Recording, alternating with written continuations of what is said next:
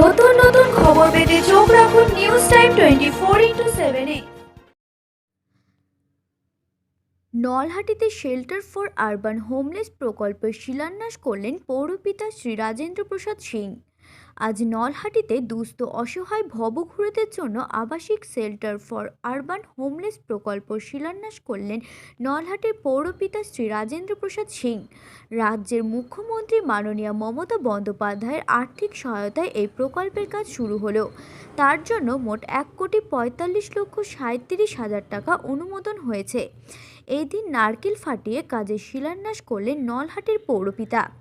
রাজেন্দ্র প্রসাদ সিং বলেন, নলহাটি শহরে অনেক ভবঘুরে আছেন, তাদের মাথার ওপর ছাদ নেই।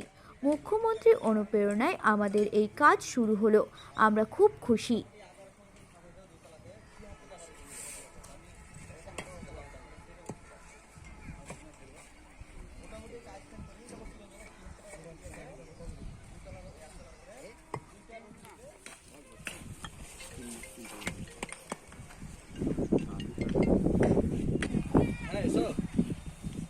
এই তো রেল লাইনে ধারে ধারে এসো।